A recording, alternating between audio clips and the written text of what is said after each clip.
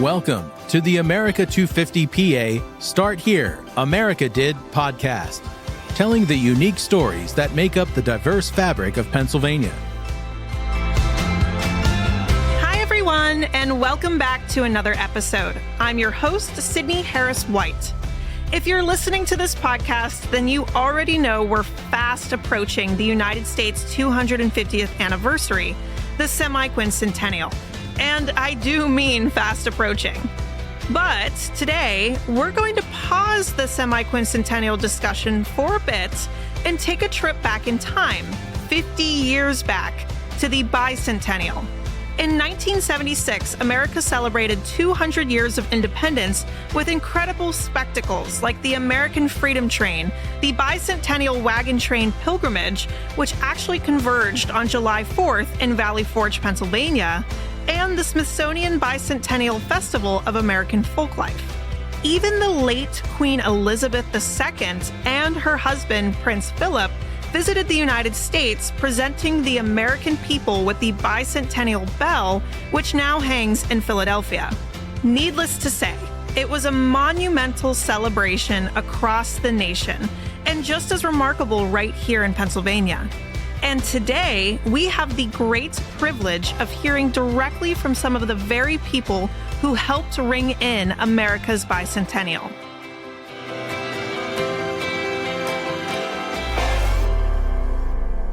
Now, we've just hopped out of our time machine and landed in Fairview Township, Erie County, Pennsylvania in 1976.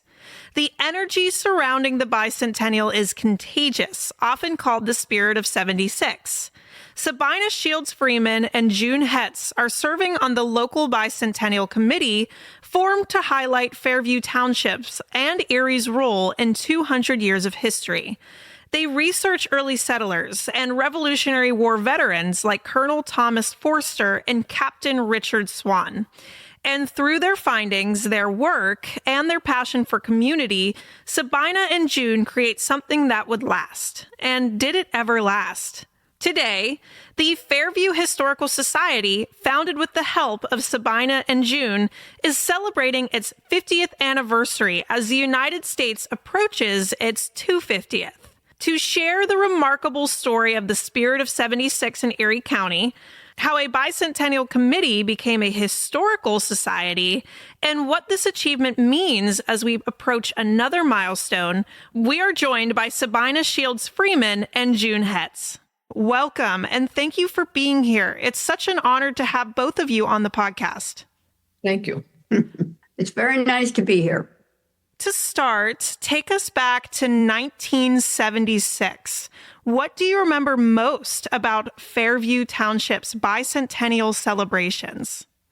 I think we really need to go back to 1975 because that's when the committee was formed in May of 1975. And we started planning, and our first activity was in October. Yeah, the Freedom Festival. Right, the Freedom Festival. It was a committee formed by the Fairview Community Council, which is in itself a unique organization. It was formed in 1949, 1950. Fairview was without a doctor. Reverend Blewett from the Fairview Presbyterian Church felt that we needed a doctor, and he contacted some of the local residents, and they all chipped in $100 and formed the Fairview Community Council, which still is in existence, which I think is remarkable, made up of representatives from businesses and churches, organizations, and they formed a committee, and that's how we got started. I just remember the aura was fun. It seemed to me as though there was something going on every 2 or 3 months through that whole year. I think the community really enjoyed the entire thing. They certainly participated. You mentioned that the Fairview Bicentennial Committee really came from 1975, but it blossomed into something else. What inspired the group to continue its work after those celebrations ended? I think it was the interest in history. There was a lot of enthusiasm.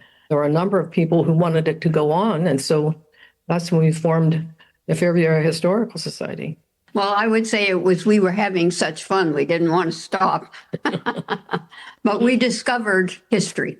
We discovered that history was people, and people were interesting. So we just kept going. Just because I'm curious, what kind of fun were you having in Fairview Township for the bicentennial?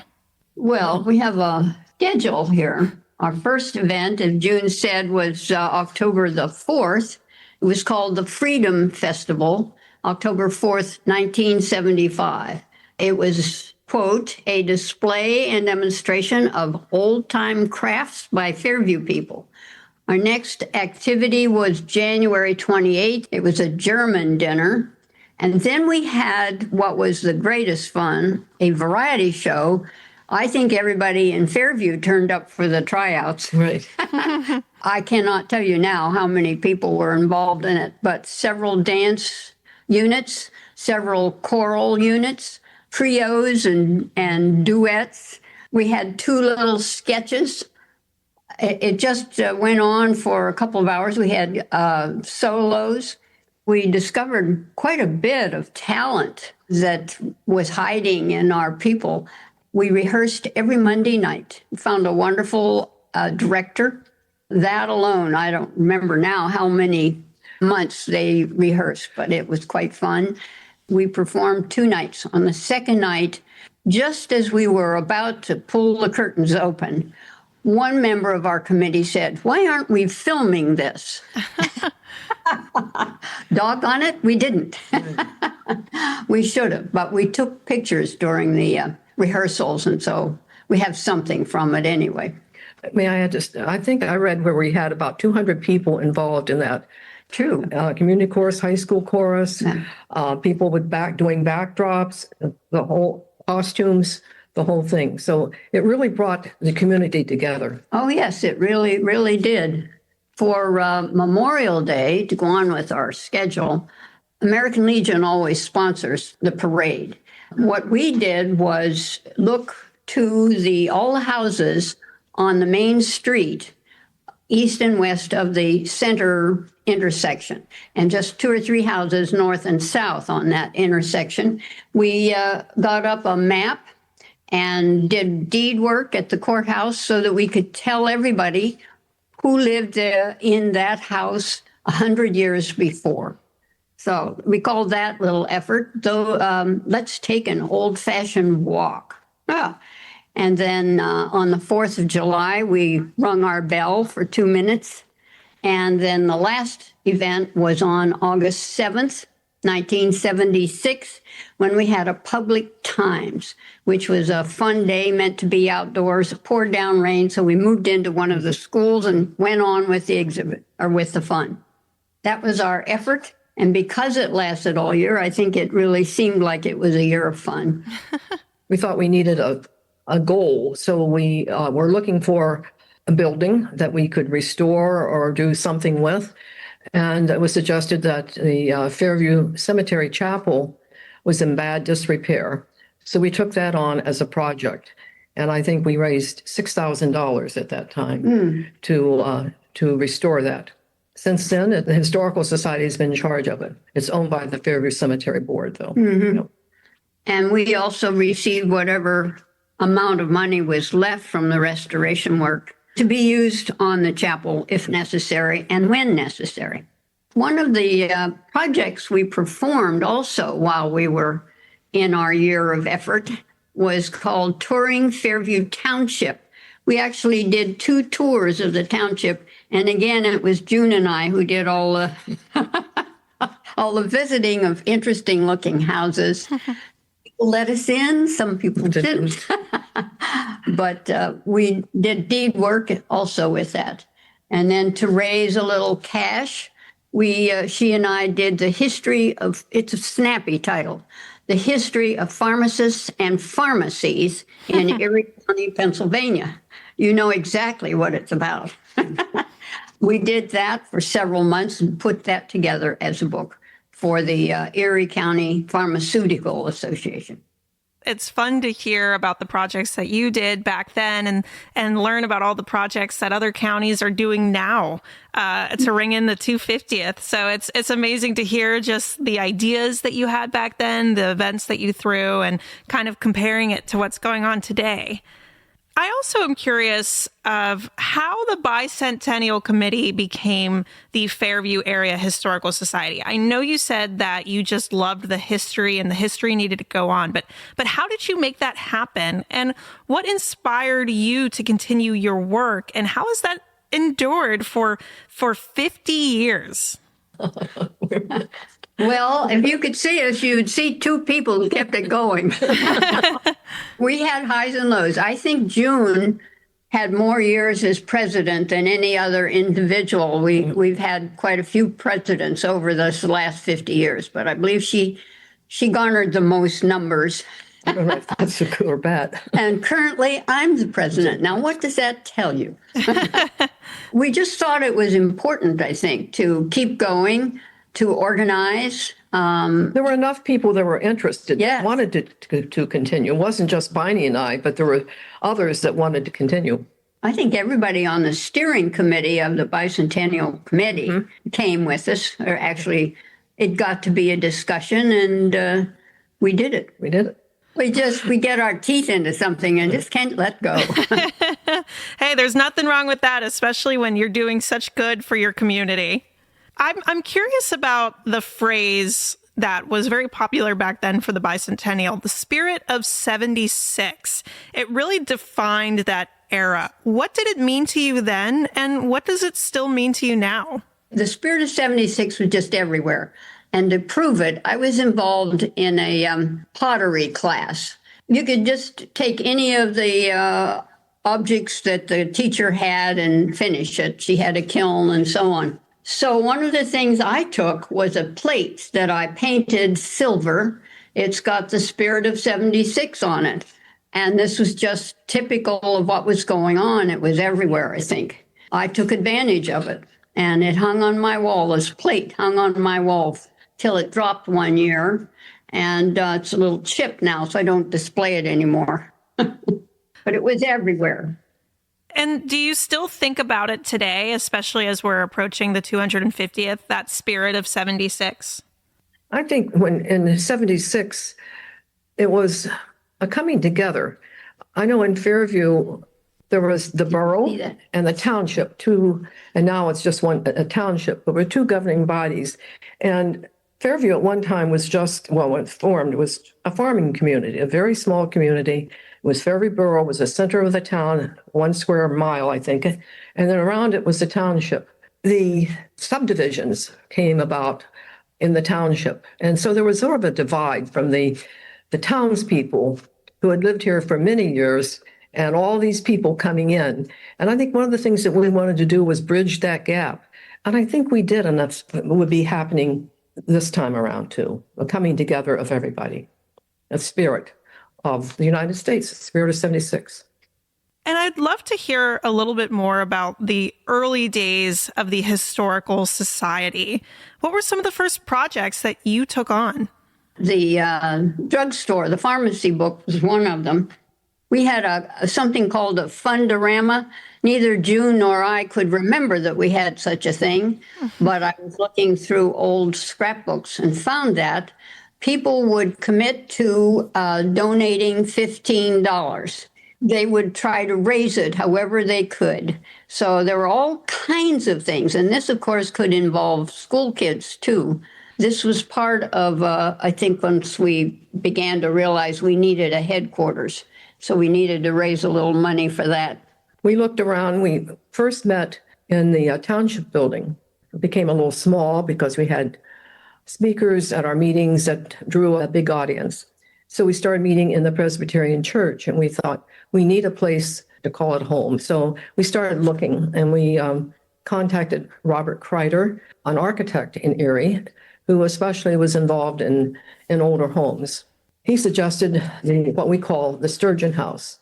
It was occupied at the time. We looked at it and contacted the owner, who happened to be the grandson of the original owner. The family had lived there from circa 1838 until the late 1800s. And then they rented it out until the 1970s when we were looking at it. He was willing to sell it to us, and we purchased that. And that's how a lot of things got started. Yes. During the year of the bicentennial celebrations, there was a museum set up in the Oddfellows building. And some of those things didn't want to go home again. They wanted a new home with us, I guess, but we didn't have any place to put them. So the Sturgeon House has been the Society's home for quite some time. Did you restore it at all? What did that process look like?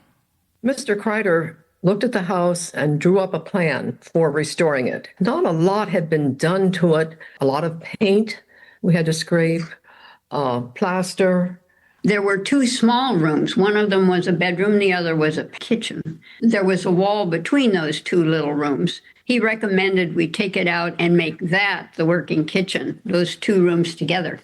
If you look behind the exhibit case that's in front of that area, you will see that the door to the pantry remains. We did not take it down. So we did that. We didn't really do anything on the second floor at that point. But we followed Mr. Kreider's suggestions. Yes, we did. It's been in use ever since. We got a grant for Mr. Kreider to do this study, and he put together quite a nice book for us of what to do with the house once we started restoration. And you were successful in getting the Sturgeon House on the National Register of Historic Places, as well as the Pennsylvania Inventory of Historic Places. What did that recognition mean to you? We're in some kind of a list, and we're able to be found all over the world because we're on this national list. I think that's pretty neat. At the time, there were not very many structures on the National Register from Erie County, and so that helped get us on it. But we applied to the Pennsylvania listing first, and when they passed it, then they forwarded it to the National Register listing, and on January of 1981, we received a letter saying that we had been accepted on the basis of 2 of the 3 requirements. That was pretty good. We thought that was pretty neat. I'm curious, do you remember what those 2 were? Oh, goodness, yes.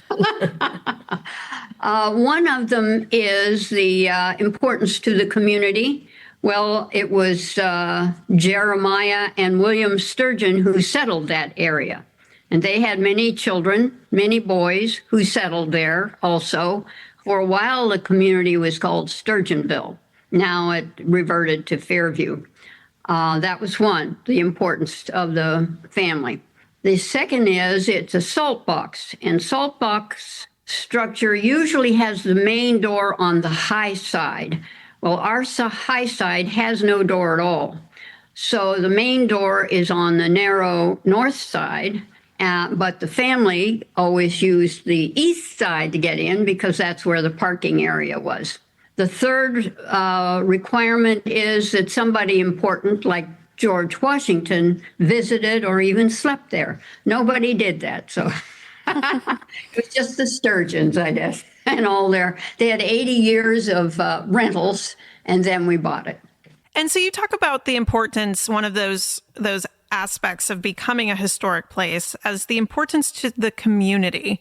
I'm really interested to hear how the community's involvement shaped the Society's work over all these decades. Well, we got a good response from memberships, from businesses, donation money, that sort of thing. We don't have the membership, I don't believe, that we once had as our high. We had 107 at one point early on in our history. We have 80-something now. But there are very few of the original families, descendants, still left in the community. Because we're now a bedroom community, it's hard to get people who have no link there interested in what we're doing. But we feel as though we have support. We have fundraisers that are annual, 3 of them actually, and people support those very well, and that can almost keep us going on a yearly basis. But in the past, we've had a group of women that made a quilt annually, and we would raffle that off. And that was a very popular thing. And the women became close friends. It was an interesting time to be with them. I did not quilt, but I was president at the time, so I always went and opened the house and made coffee and served them some type of sweet during their morning. That was an integral part. And also, the Oddfellows owned a building on Main Street, and their numbers were dwindling. So they sold the building. They used one of our rooms in the house as their meeting room, and they paid us rent. And that helped initially also. Mm-hmm. And we've had a lot of fundraisers. We've done 3 cookbooks. Apple pies. We made apple pies one year, took orders for apple pies, used the Fairview Presbyterian Church kitchen to make those pies. We had an ice cream social. Right. Turned into a whole meal. Fairview Firemen always had an annual ox roast picnic, and that was a way to raise money. And it became too much for them. So when they quit, we took that up. We didn't have the rides and such, but we had the ox roast and the ice cream and desserts. And we did that for a number of years to raise money. And that brought people to the house. So it was a big deal at that time. And as you approach the Society's 50th anniversary, which I love, it's so awesome that it is the 250th anniversary and it's your 50th anniversary. What moments or accomplishments stand out most to you? Well, I think the fact that we could buy the house and have maintained it all these years. Yeah. One of the projects that we conducted, I think, was wonderful. I'm sorry we couldn't keep it up, was the Pioneer Camp. Right. I just thought that was terrific. We had, for several years, a pioneering day camp in the summer for the age 9 or 10-year-olds, something like that. Mm-hmm. And it was a week-long camp from like 9 o'clock in the morning to 1. And we had people coming in. They sheared sheep. They made bread. They cooked over the fireplace. I was a Western Scout one year. Right. You were. I knew a lot about the Old West. We've done that. We've also put together 4 slide programs. Yes, we did. And all about Fairview. Mm-hmm. And we would go out to organizations and give the program. Sometimes we got a little money for that, for the organization. We have a lot of stories to tell about that. That's not. We also went into the schools in 2nd grade and gave a slide presentation in 2nd grade. Then they would come and tour the Sturgeon House and then go to the cemetery and have a tour of the cemetery. And that ended when the COVID. Mm-hmm. Right. Mm-hmm. But we did that for many, many years. That was a tough couple of years to get through. Oh, we collected newspapers to raise money. Yes, collected newspapers to take to the recycle when that place. Was popular, right? Mm-hmm. So we had a group that always met the first Saturday or last Saturday of the month at Weisel's, which was a grocery store in Fairview that's no longer there. But they were gracious enough to let us use their parking lot. So we did that for a long time. And what role do you see the Fairview Area Historical Society playing in keeping local and national history alive for future generations? I think it's going to become more and more important as time moves along, away from the actual events. We already have several short books written about different aspects of the community. I would hope that history would become important again to schools and in communities so that people know what was there, have places like historical societies to go to get that information free and clear. And I think Jim Brinling has done a lot in his classes for the history of Fairview. So we thank Jim for doing that. He's on the board right now. But we need teachers like that that are taking interest in the history and teaching U.S. history and local history, all aspects of it. We've had a couple of tours through the cemetery also. One on World War I is rather popular. Jim led one recently on hidden history and hidden in plain sight, more or less. He sold 2 busloads out. People are scrambling to have him do it again in the spring. So that may be an ongoing fun thing. Just having activities that come from the Historical Society creates an interest. Yes. We also have a lot of genealogy. We had a member who did a lot of genealogy, and we do get genealogy requests quite often. We also have exhibits. We've had many exhibits. Last summer, one of our most popular exhibits was on Mark's Toys. The business was just in the town next door, so we had a lot of folks from that town coming to see that exhibit. But early on, we started exhibits. Yes, we did. We had Memorial early Day exhibits. Right. We have a Christmas open house the first full weekend of the month of December. We sell pre-ordered wreaths. People can pick them up. We have a bake sale, but mostly we have warm wassail and a fireplace and the dulcimers playing and singing and cookies that our members bake. I will mention also that anytime you come to the Sturgeon House, the admission is free. We like that idea. And also to our meetings, we started out with 12 meetings, 11. There was 1 month we didn't have a meeting, we had a dinner. And now we're down to 4 meetings a year. So, but we keep going. I'd love to shift gears a little bit here to the 250th. You both have a really unique perspective on what this milestone means. So I'd love to hear what it means to you personally and to the Fairview Area Historical Society. After all these years of celebrating your community, what does it mean to be ringing in this second historic celebration? Well, we have several things going. At the moment, we're visiting the cemetery, finding all of the grave sites of anyone who fought in the Revolutionary War or the War of 1812. And we're taking pictures of those stones, whatever information is on them. We'll put together a little publication about each one of them so that we can honor them and remember them. That's one. We were given an old bell from one of our township one-room schools. So we had it refurbished, and we're going to put it on a base, put a time capsule in the base, and in 50 years, June and I don't expect to be here, but somebody will be here from this group and open the time capsule.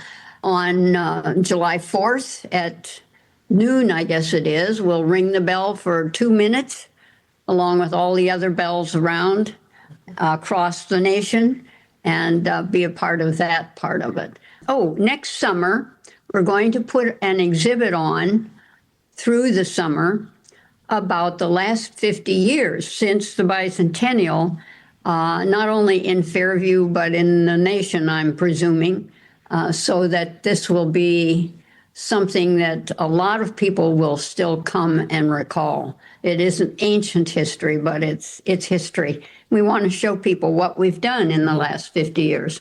So that's what we're doing. We're hopeful that people will participate in that as well. And finally, if you could leave listeners with one message about the spirit of 76 and what it represents for Pennsylvania today, what would it be? I think we've lost the spirit of 76. I would hope that we would use this for reflection, to see where we're going, where we've been, how we can improve. That's a good answer, Bonnie. Thank you. Sabina and June, I am curious, for our listeners who'd like to become involved with the Fairview Historic Society, how could they do so? Call us, leave us a message.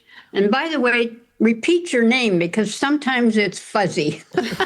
Our phone is fuzzy. The name and phone number twice. And the phone number twice, right. Please just call. We actually had 2 young women call this summer and say they were interested. They're both career women. They're both active now. One of them is going to be working on the summer exhibit, and the other one is on our board. We will be happy to talk with anybody who is interested, and if they are really serious and want to do something, we've got lots of things for them to do. Well, that's incredible. And thank you so much for being here today, for joining me today, and for everything you've done to preserve the spirit of 76 in Erie County and beyond. Thank you.